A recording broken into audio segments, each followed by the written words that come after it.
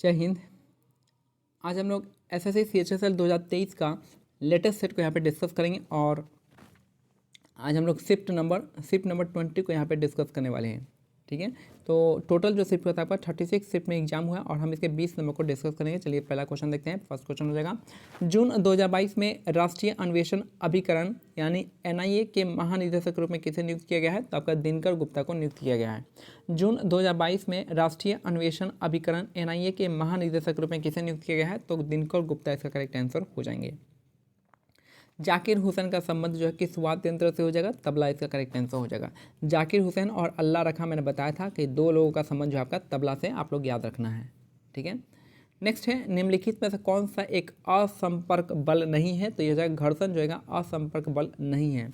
ठीक है, तो निम्नलिखित में कौन सा एक असंपर्क बल नहीं है? तो ये हो जाएगा आपका घर्षण इसका करेक्ट आंसर हो जाएगा, क्योंकि घर्षण जो एक तरह का संपर्क बल है। ठीक है, तो गुरुत्वाकर्षण असंपर्क है, संपर्क नहीं था, चुंबकीय भी असंपर्क है और स्थिर वैद्युत ये भी आपका असंपर्क है। नेक्स्ट है, यहाँ पे क्वेश्चन कह रहा है कि राष्ट्रमंडल खेल यानी कॉमनवेल्थ गेम्स 2022 में किस भारतीय खिलाड़ी ने सर्वाधिक पदक जीते थे? तो आपका शरद कमल ने जीता था। राष्ट्रमंडल खेल कॉमनवेल्थ गेम 2022 में किस खिलाड़ी ने सर्वाधिक पदक जीते हैं? तो शरद कमल इसका करेक्ट आंसर हो जाएंगे। निम्नलिखित में से कौन सा देश ICC 2027 ODI विश्व कप का सह मेजबानी में से एक नहीं है? तो इस जगह आपका केन्या नहीं है, बाकी जिम्बाब्वे है, दक्षिण अफ्रीका है, नामीबिया है। निम्नलिखित में से कौन सा देश ICC 2027 ODI विश्व कप सह मेजबानों में से एक नहीं है? तो केन्या हो जाएगा, केन्या नहीं है, बाकी जिम्बाब्वे है, दक्षिण अफ्रीका है, नामीबिया है। नेक्स्ट है, लियो टॉल्स्टॉय को उनके डैश के लिए जाना जाता है? तो उनके उपन्यासों के लिए जाना जाता है। ठीक है, लियो टॉल्स्टॉय हो जाएगा आपका the kingdom of God is with in you, ये इनका उपन्यास था। The kingdom of God is with in you आपका किसका है? लियो टॉल्स्टॉय का हो जाएगा। नेक्स्ट है, निम्नलिखित में से किस साल में उन पौधों, जानवरों और अन्य सूक्ष्म जीवों को जीवाश्म भी हो सकते हैं जो कभी उन पर रहते थे? तो ये हो जाएगा अवसादी साल हो जाएगा।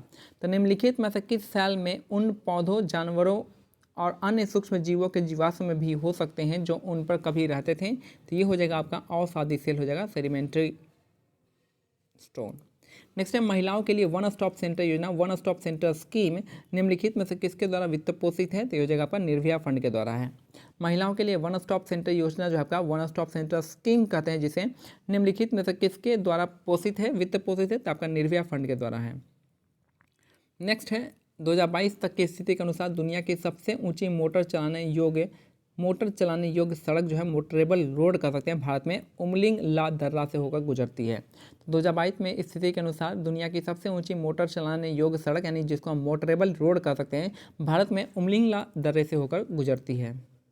नेक्स्ट है, निम्नलिखित में से कौन सी तमिलनाडु का सबसे ऊंचा शिखर है? तो तमिलनाडु का सबसे ऊंचा शिखर है आपका दोडा बेटा। दोडा बेटा किसका है? आपका नीलगिरी का है। नीलगिरी का सबसे ऊंचा चोटी जो आपका दोडा बेटा आता है।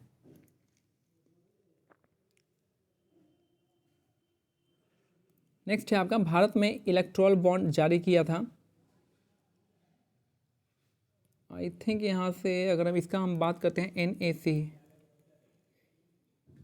हाँ ठीक है, यहाँ पे अन्नाईमुडी, देखिए यहाँ पे नीलगिरी आता है, उसके बाद अन्नाईमुडी आता है, इसके बाद कार्डमन के पहाड़ी आते हैं। तो अन्नाईमुडी जो है ना आपका केरला और तमिलनाडु के बीच में आता है। तो इसीलिए जो आपका सिर्फ तमिलनाडु का पूछा है, तमिलनाडु के लिए आपका कौन सा हो जाएगा? आपका नीलगिरी का दोदा बेट्टा हो जाएगा। और अन्नाईमुडी जो है आपका केरल और तमिलनाडु दोनों के बीच में आता है, नहीं तो हमारा अन्नाईमुडी ही आपका सही हो जाएगा। ठीक है, सही होता।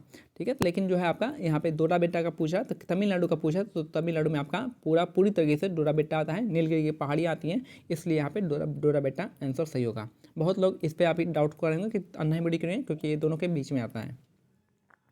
भारत में इलेक्ट्रोल बॉन्ड जारी किए जाने की तिथि से कितने दिनों तक के लिए वैध होते हैं? तो आपका 15 दिनों के लिए वैध होते हैं। भारत में इलेक्ट्रोल बॉन्ड जारी किए जाने की तिथि से कितने दिनों के लिए वैध होते हैं? तो 15 दिन इसका करेक्ट आंसर हो जाएगा।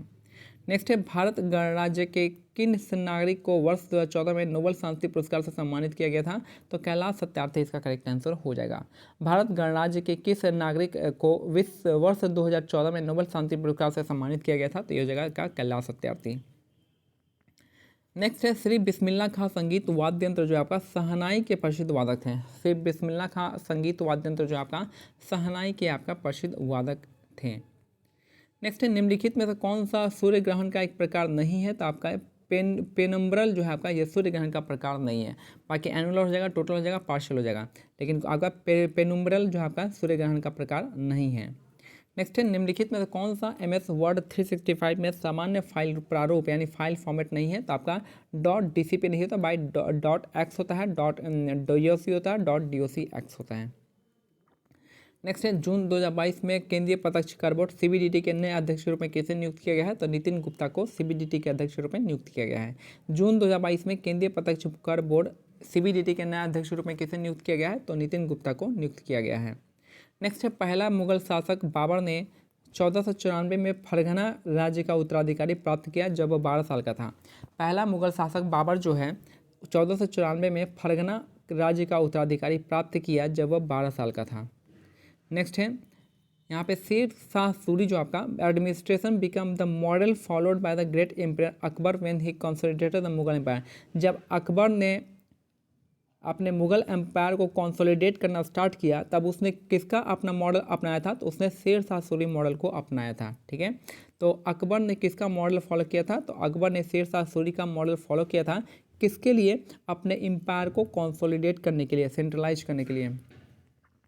नेक्स्ट है हमारा निम्नलिखित में से कौन दूसरी पीढ़ी की सिस्टम है? तो कौन है दूसरी पीढ़ी की सिस्टम? तो ये हो जाएगा आपका हनीवेल 400 हो जाएगा। हनीवेल 400 हमारा सेकेंड जनरेशन आपका सिस्टम है।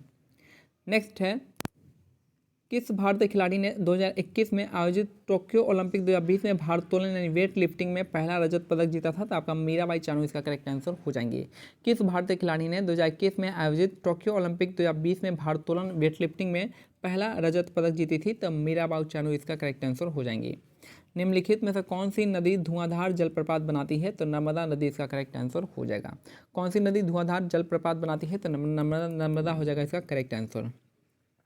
नेक्स्ट है निम्नलिखित में कौन सा ब्रायोफाइटा का एक सामान्य प्रकार है? तो ब्रायोफाइटा का जो सामान्य प्रकार है आपका मर्चेंटिया इसका करेक्ट आंसर हो जाएगा।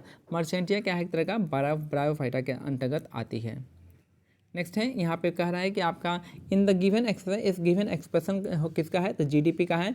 According to the expenditure method, ये एक तरह का एक्सपेंडिचर मेथड में according to expenditure method which of the following represent the aggregate import expenditure incurred by the economy. तो इम्पोर्ट को हम क्या किससे कहते हैं? इम्पोर्ट को हम किससे डिनोट करते हैं? तो इम्पोर्ट को डिनोट करते हैं आपका किससे? M से।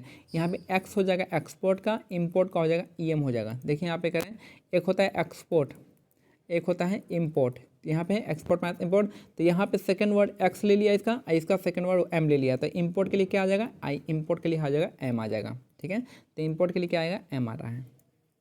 थोड़ा सा समझने वाला था इसलिए मैंने समझा दिया। नेक्स्ट है 24 नंबर यहाँ पे कि भारतीय संविधान के कौन से अनुच्छेद में कहा गया है कि विधानमंडल के विश्रांतिकाल के दौरान अध्यादेश प्रख्यापित करने की राज्यपाल के पास शक्ति है? तो आर्टिकल 213 में राज्यपाल के पास जो है आपका ऑर्डिनेंस जारी करने का, अध्यादेश जारी करने का शक्ति होता है आर्टिकल 213 के से। नेक्स्ट है निम्नलिखित में से किस बॉलीवुड अभिनेत्री ने अनफिनिश्ड ए मेमोर लिखी है? तो जगह प्रियंका चोपड़ा। अनफिनिश्ड ए मेमोर किसके द्वारा लिखा गया? तो प्रियंका चोपड़ा इसका करेक्ट आंसर हो जाएगा। तो ये हमारा आज का सेट नंबर 20 कंप्लीट होता है। मिलते हैं अगले सेट में, तब तक के लिए क्या करना है? टेलीग्राम चैनल का लिंक जो डिस्क्रिप्शन में दिया गया है, आप इसको ज्वाइन कर सकते हैं। यहाँ पे इन PDF को आप डाउनलोड कर सकते हैं। जय हिंद, जय भारत, धन्यवाद।